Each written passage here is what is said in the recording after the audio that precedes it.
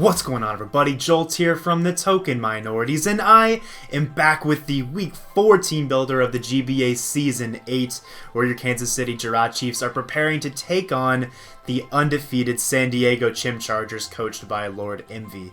So make sure to go check out my opponent's channel, first and foremost. I'm sure most of you already have at this point, but he's a really high-quality content creator, definitely one of the strongest overall players in the league, and he's known for being a pretty good builder as well, so definitely go give him a look if you like my builds. He's another really good builder you should check out. I'm sure the vast majority of you already have at this point, but still basically a formality at this point. So yeah, pretty good opponent this week. Lord Emvee, he's undefeated. We all know he's a beast in the GBA. He made the finals last season, so you know, he's got a lot going for him there in that regard. Probably should have won the finals too. I'm not going to get too far into that, but it was like a last turn crit or something like that that might have cost it in the game. But regardless, yeah, he's practically, he is a defending GBA finalist. And yeah, he's undefeated as well this season, so he's already shown that he's brought it once again this season. He's a contender for the championship. And you know what? We're also undefeated though, so this is going to be an undefeated clash this week that I do not intend to lose, but it's definitely going to be a tough game, no doubt. His draft is really scary, but before I jump into the draft, I do want to give a little bit of a plug. So we actually now have t-shirts on sale for the Kansas City Giraffe Chiefs. If you want to buy one and support the KC Giraffe Chiefs, feel free. Those are going to be linked down in the description below. There's actually going to be two links. One of them is a link to the official GBA store, where you can also find not only merchandise for the KC Giraffe Chiefs, but also merchandise for any other coach that you might be a supporter of. Feel free to check those out as well. I would encourage you to do that. There's also going to be a separate link, which is more so the TTM specific shop, where you can see different designs, not only related to Pokemon, but a lot of other stuff as well. But you can see a Kansas City Giraffe Chiefs t-shirt there as well. So feel free to go check those out. They're going to be linked down in the description below. Now, let's take a look at this matchup a little bit, as my opponent, Lord Emvee, has access to the Tapu Koko, Alolan Raichu, Mega Pinsir, Kyurem, Gligar, Hoopa-U, Incineroar, Empoleon, Girder, Amoonguss, and Slowbro. So he has a mixture, a really scary mixture of incredible offense and really fat, disgusting defense. Most notably is that dual electric core against my team. I just find that core to be just so good against me. Tapu Koko alone, while it does have 4 move slot syndrome against my team, has the potential to run coverage for literally any one switch in that I designed for it. So that basically means I have to check it in a more complex way. I can't just bring one Pokemon and say, okay, this is going to be my counter to Tapu Koko. I can't do that because it has 1, Z eligibility, and 2, once again, that option to run coverage for literally any potential counter that I tried to create for it. So that immediately puts a little bit of a strain on team building. But when you take it one step further and look at his tier 5, the Alolan Raichu, look at Alolan Raichu's matchup against my defensive core of Mega Venusaur Celesteela. It's absolutely disgusting. It punishes both of them super hard.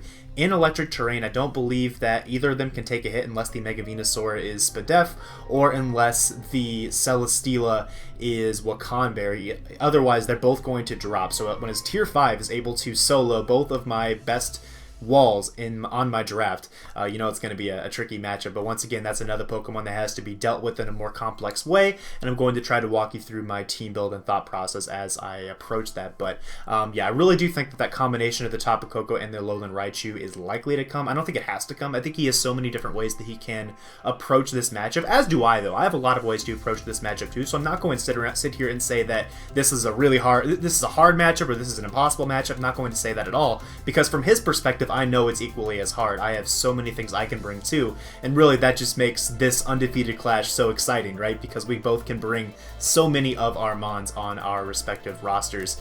So really this match can go either way in the prep department, and then of course in the battling department, I know Emvee is one of the best, especially in the GBA, so it's going to be pretty crazy as well. So but yeah, that's my initial thought here, just looking at the dual electrics as those being probably the biggest individual threats against my team. But in terms of the way I'm approaching this game as well, so looking at his speed tiers first and foremost, he has some pretty decent speed tiers, but I think mine actually match up really well against him, as yeah, the Tapu Koko and the Alolan Raichu, as well as the Mega Pinsir, all are able to outspeed the vast majority of my team. But once you take a step down from the Mega Pinsir, my scariest mons, for the most part, actually outspeed the remainder of his team. Kyurem is kind of an exception. Some of my scary stuff outspeeds Kyurem, some of it doesn't. But even so, especially when you get beyond Kirim. Like Hoopa U base 80 is his next speed tier. I guess you can count Gligar as well at 85, but I don't really count that. Gligar is more so going to be, I would assume, more of a really defensive pivot if he brings it, meaning it wouldn't run that much speed necessarily. But even so, he has a lot of stuff that's really slow below base 80. The Hoopa, the Incineroar, the Empoleon, the Girder, the Amoonguss, and the Slowbro, all these things that are below base 80, which means that Gardevoir really does have the potential to put in a lot of work in this game. Not only due to the speed tiers, but also due to the coverage that I can run. I can run dual stab and hit all of those incredibly hard, with the only exception being Empoleon, but because he is so kindly going to be able to set up the electric terrain for me, I can easily just bring Thunderbolt as well on a Gardevoir to help me deal with both Slowbro, honestly, and the Empoleon, more importantly. So really, Gardevoir is able to do a lot of damage against this team offensively in this matchup, and that's something that I really think I can build around. The trick is just trying to figure out what the best possible set is to use against him on this Gardevoir in this matchup, and I will talk about that soon whenever I get to the build, but Gardevoir is absolutely going to be the centerpiece of what I build around, just because I think it's so good at disrupting his defenses, and if his defenses aren't able to deal with Gardevoir, that means he doesn't have ways to deal with Gardevoir defensively, which means I get kills with Gardevoir essentially whenever Gardevoir is in. So a proper Gardevoir set I feel really can do a lot of work in this game. So speed tiers are probably in my favor, despite the fact that the matchup is really volatile in terms of threats on both sides. Now, another thing I want to talk about here is, so far this season, I believe in each game, or at least in 2 of the 3 so far, Emvee has brought Empoleon both as the Stealth Rocker and the Defogger, which I think is something that can be easily exploited, because that means that Empoleon's role is somewhat split in a sense. Now, he might think from his perspective that Empoleon is able to switch in against some threat, get a free defog off against whatever it's intended to wall, and then set up Stealth Rocks the following turn due to his natural bulk. But that's not always the case, okay? Because it's not really that hard, in my opinion, to be able to build a team that prevents Empoleon from doing both jobs, okay? And considering how weak I feel his team is to Stealth Rock, I think I can really put him in a bind by putting that Empoleon in a bind with my entire team, and that's something you're going to see as well as a just something my team tries to do, basically, to really put that Empoleon in a bind for the majority of the game, not really give him those opportunities to both Defog and Stealth Rock, unless he wants to lose his Empoleon in the process, or unless he wants to just fail doing so, quite honestly. So that's something I'm looking at as well. You'll see that as a theme in my team builder. Now, just words. Now, just as a little insight as to how I want to play against him and really prep so that I can play this way against him, I really think I need to play this pretty offensively as well, build pretty offensively and play against him pretty offensively, just because he has so many big threats. And like Mega Pinsir, the dual electrics, even freaking Hoopa, like obviously no one switches into Hoopa. So yeah, like all of those mons are really tough for anyone to switch into. I have some of the better responses to Mega Pinsir, I think, in Celesteela and kind of Aerodactyl. It's a good check at the very least. But even so, it's not fun to switch into that. It really pressures a Mega Venusaur, bring a lot for there to be a Mega Pinsir and a Hoop on the other side of the field. So not really feeling Mega Venusaur right now, but you know, we'll see on the team building here in a sec. But yeah, just something to think about there. I also really think that something that's really good against Emvee just as a player is being able to scout him out well, because he likes to bring kind of unconventional sets like I do, right? We're both pretty creative, and the goal to beating someone who is creative is to be able to force them to show their creativity before they wanted to show their creativity. And if I can bring certain sets that kind of encourage him to have to show me what his game plan was against me, then I feel like that could also help me out quite a bit here in the long run. So what I'm going to do is I'm going to go ahead and jump on over to the team builder, and as you can see here, we're going to kick this off with the Gardevoir. So what this Gardevoir does with an Assault Vest, alright, so this thing is so good against him, because Trace is able to copy the Regenerator from the Amoonguss and the Slowbro, which this can check both of them quite easily.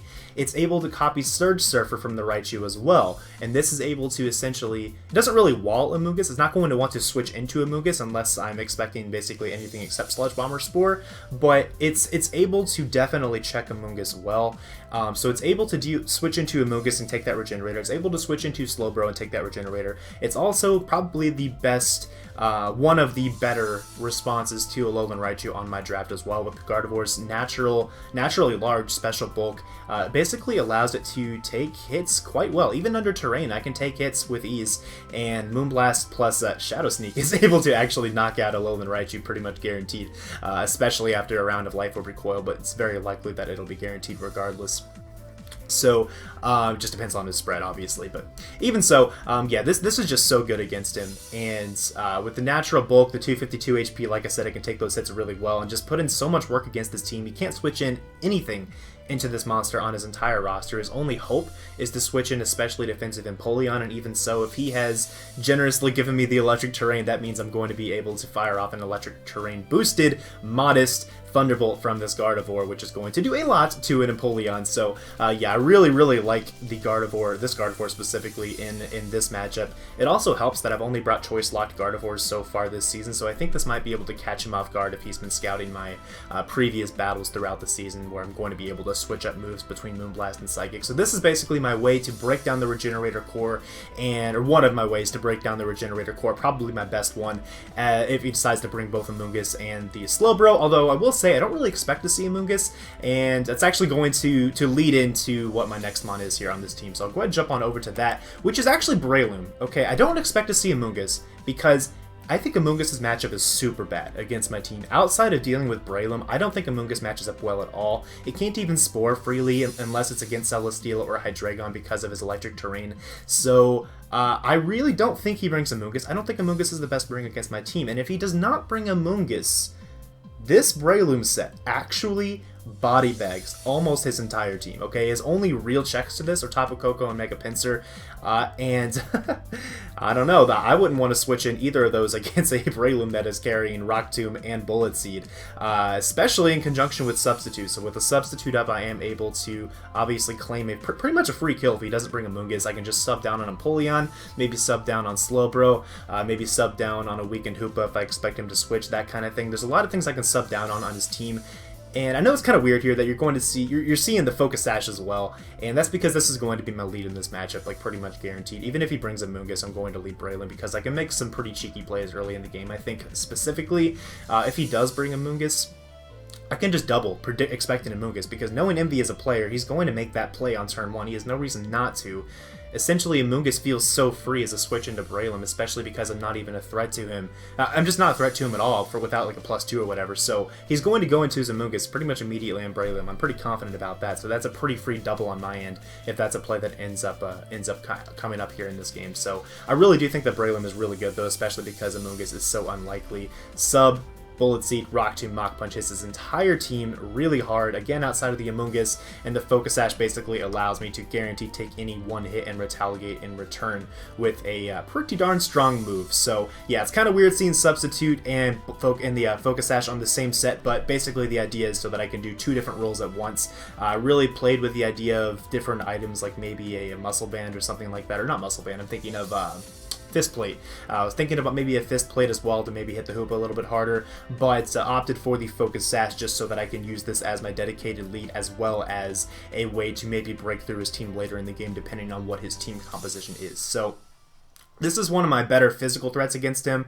I'm going to get to another physical threat here soon, but now I wanted to talk a little bit about what I'm going to do to try to scout him out early in the game. What I said earlier is I wanted to be able to scout him out early game so that I can get in his head, understand his creativity for this specific matchup, and be able to play accordingly to that. And the best possible way to do that, I think, is through a sub-seed Celesteela. So what this is able to do is it's able to sub down on Slowbro, Amoonguss, as well as Empoleon. None of them can break my sub with any one move unless he is packing Investment, or if the Empoleon is packing like Roar to, you know, roar me out, and maybe that would kind of stop my my Substitute shenanigans. But even so, what this does is because he can't break my sub with his defense, it forces him to go into his offense, which forces him to also reveal what his items are on his offensive Pokemon. That's really important here, figuring out what the item is on top of Koko to see if it's a Z Crystal, maybe a Life Orb, to see if it has Volt Switch. That's a big thing as well, because if it doesn't have Volt Switch and it has to break my sub, it's going to catch a pretty heavy slam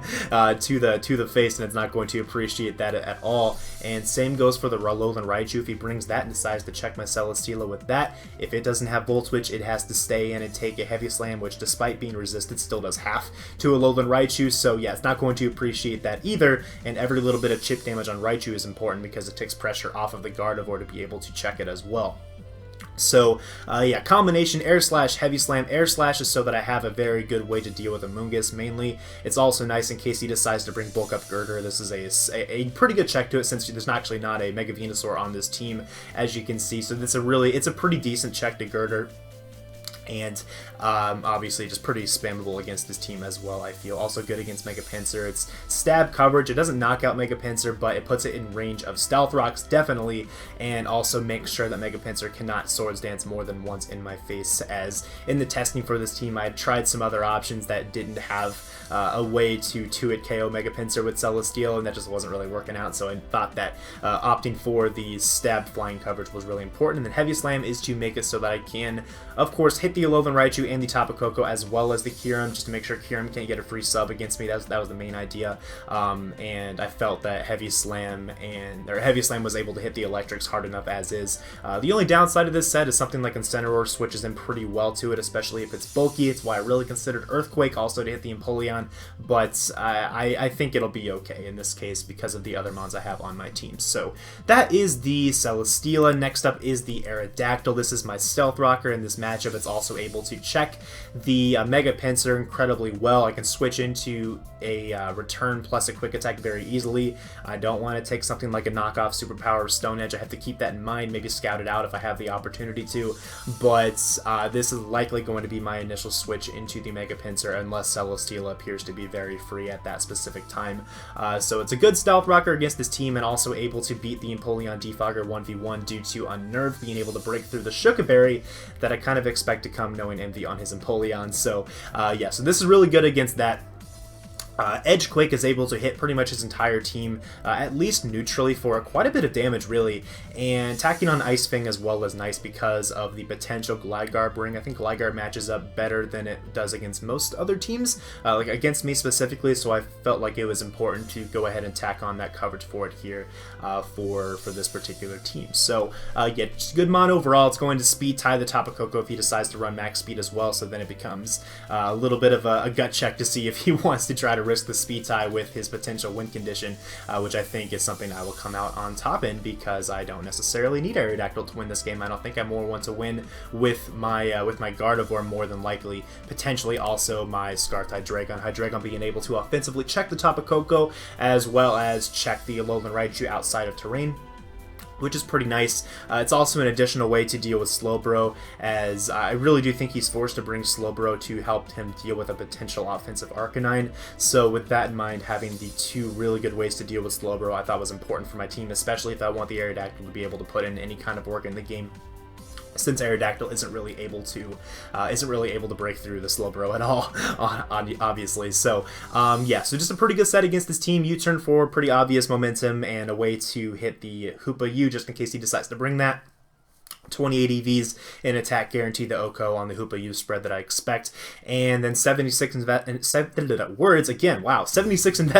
on the defense to be able to take quick attacks from Mega Pinsir a little bit better, as well as yeah, the rest is just general speed creeps, and the rest goes into special attacks. So yeah, coverage pretty straightforward on this set, but overall just a good option to potentially win the game in the late game. So then finally we have the Seismitoad. This is my dedicated check to Tapu Koko. I don't plan to hard switch this into Koko unless I absolutely have to, because there's so many ways that he could break through this with Tapu Koko. Tapu Koko is ridiculous, so I'm not going to play with this recklessly, and I really wanted to make this my Stealth Rocker in this matchup. I really did, but I don't think it's worth it. I think that this thing's health is far too valuable in this matchup to waste a turn with it going for Stealth Rock, and that's why I have Aerodactyl as a Stealth Rocker instead. This having Toxic to hit the incoming Slowbro, Knock Off to deal with his Violet users, and Dual Stab because Dual Stab is just really good against his team, quite honestly. He doesn't really like switching into Seismitoad, which isn't something I would say very often.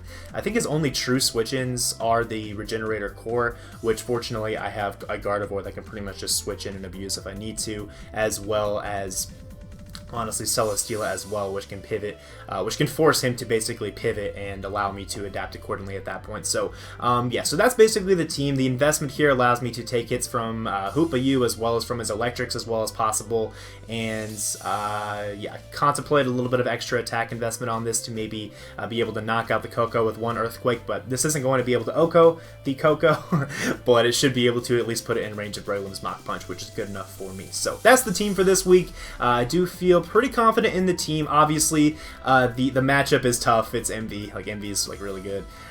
He's a good builder, good player. You know, it's always going to be tough playing Emvee, but you know, I feel about as confident as I can. Spend a lot of time on this team, and I think this is probably the best possible team I could have brought at this stage in the season against him. I am keeping in mind the fact that he is a very possible playoff opponent if we were to both make playoffs. I don't want to speak too soon on that, but we are both off to good starts. It is definitely within the realm of possibility, so I don't want to bring all of my best strategies against him, but this is a very good team, I think, and I think you can get the job done. I have to play well. It definitely requires me to play well, try to get in Emvee's head a bit, but I think the combination of the early game scouting from the Celesteela and the mid game breaking from the Assault Vest Gardevoir should be able to do the trick here in this matchup, and hopefully there's no Amoonguss as well, so that the Breloom can put in a ton of work as well. So, you know, I guess we'll see what he decides to bring.